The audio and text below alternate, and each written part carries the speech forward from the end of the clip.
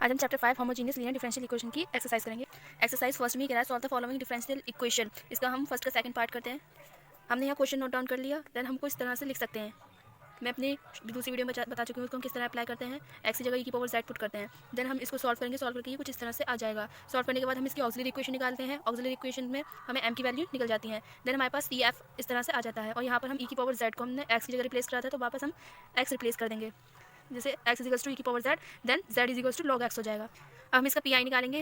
Then P I के लिए हम इसको इस तरह से नोट डाउन कर लेंगे।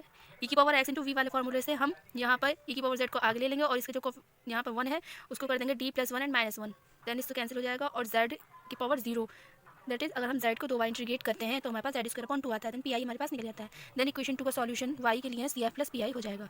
क्वेश्चन नंबर 8 का फर्स्ट पार्ट करते हैं। क्वेश्चन नंबर 8 का हमने फर्स्ट पार्ट उतार लिया। देन हम x को e की पावर z से रिप्लेस करेंगे, और इस इक्वेशन को इस तरह से नोट कर सकते हैं। देन हमने इसे सॉल्व कर लिया। सॉल्व करने के बाद हम इसकी ऑक्सिलरी इक्वेशन निकालेंगे। ऑक्सिलरी इक्वेशन के थ्रू हमने m की वैल्यू निकाली, जो कि हमारे पास इस तरह से आ गई। देन m की वैल्यू आने के बाद हम इसका CF निकाल सकते हैं। CF आ गया। सिंस हमने x की जगह e की पावर z पुट करा था, तो हमने यहाँ से इसे अगेन रिप्लेस कर दिया। Then x equals to e की पावर z है, तो z equals to log x हो गया। सिंस हमें यहाँ पर क्यूब की वैल्यू दी गई है, तो इसके लिए हमें पी आई निकालना पड़ेगा। के कंप्लीट सॉल्यूशन के लिए हमने यहाँ पर पी आई निकाला। पी आई के लिए हमने इसको इस तरह से नोट कर लिया।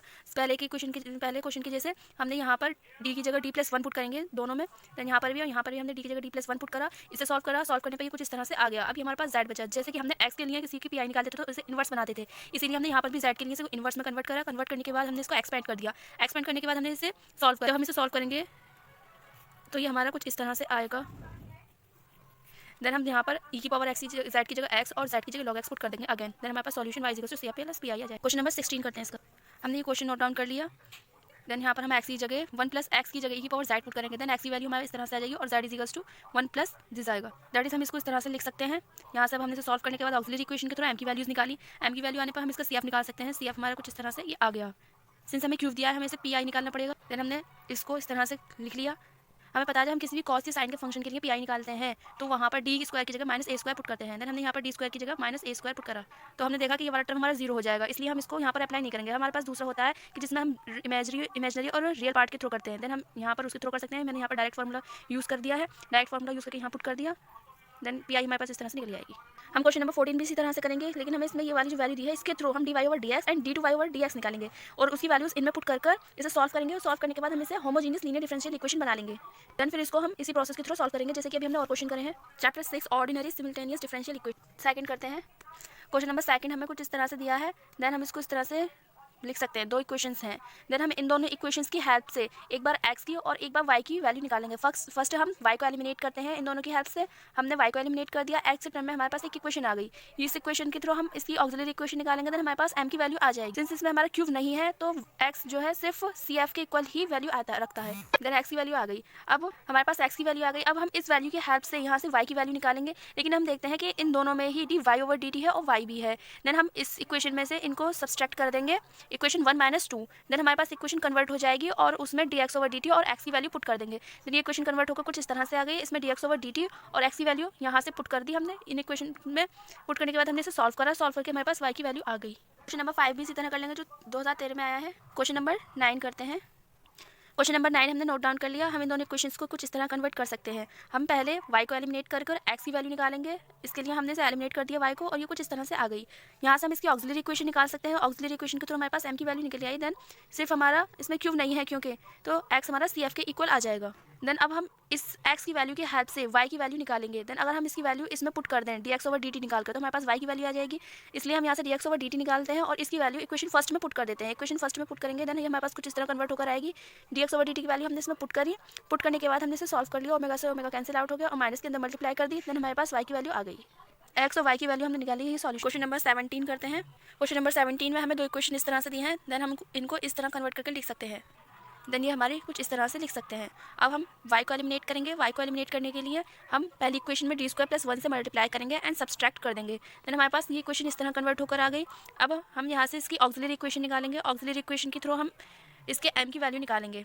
m की वैल्यू निकाल ली, देन हमारे पास CF की वैल्यू आ गई। सिंस इसमें हमें क्यूब दिया है, देन हमारे पास x की वैल्यू निकालने के लिए हमें इसकी पर्टिकुलर इंटीग्रेट भी निकालना पड़ेगा। देन हम इसकी PI निकालने के लिए इसको इस तरह से नोट डाउन कर लेंगे। देन हमने इसके अंदर मल्टीप्लाई कर ली और इसे सॉल्व कर लिया। हमें पता है कॉस के लिए साइन के लिए जो d² होता है उसे -a² से कन्वर्ट करते हैं, इसको हमने कन्वर्ट करके यहाँ लिख दिया और इसका इन्वर्स बना लिया। इन्वर्स बना के इसको एक्सपेंड कर दिया और PI की वैल्यू इस तरह से आ गई। Then x equals to CF and PI की वैल्यू आ जाएगी। अगर हम d2x/dt² की वैल्यू और निकालना है तो इसकी हेल्प से हम यहाँ से y की वैल्यू निकाल सकते हैं। इसको हमने इस तरह से कन्वर्ट करके लिख लिया और इनकी वैल्यू यहाँ पुट कर दी। हमने इसका 2 बार डिफरेंशिएट करा t के रेस्पेक्ट में, तो इसकी वैल्यू हमारी इतनी यहाँ आती है ऐसे, और यहाँ पर हमने -4x इसकी वैल्यू पुट कर दी। इसकी वैल्यू पुट करने के बाद जो हमारा कैंसिल आउट हुआ है उसे हमने कैंसिल कर दिया, जो कैंसिल नहीं हो रहा उसे ऐसे ही रहने दिया। देन y की वैल्यू हमारे आ गई और ये x और y की वैल्यू यही हमारी रिक्वायर्ड आंसर होती है।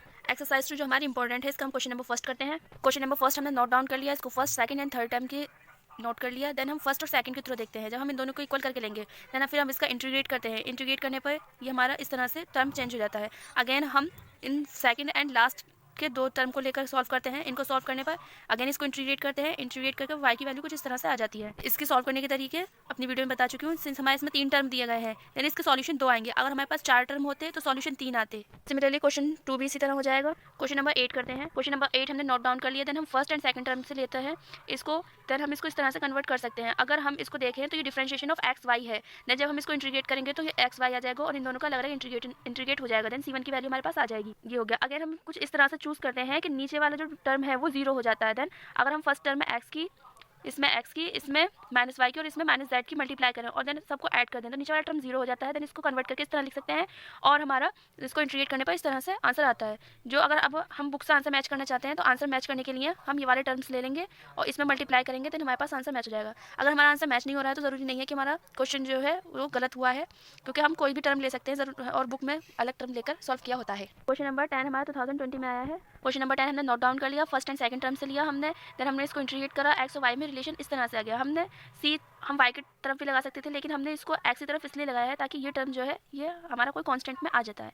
देन अब हमने next first and second term से लिया, देन इसकी हेल्प से हमने इस टर्म को C1 पुट कर दिया। देन फिर अगर हमने इसको इंटीग्रेट करा, इंटीग्रेट करने के बाद ये हमारा इस तरह सॉल्व हो जाता है। सिमिलरली हम अदर क्वेश्चंस भी कर लेंगे। नीचे के जो क्वेश्चंस हैं उनमें हमें हिंट दी गई है, जैसे इनों में हमें हिंट दी गई है, हम इन हिंट की हेल्प से कर सकते हैं। लास्ट क्वेश्चन में यहाँ पर मिस प्रिंटिंग है, इसे आप y कर लें x की जगह।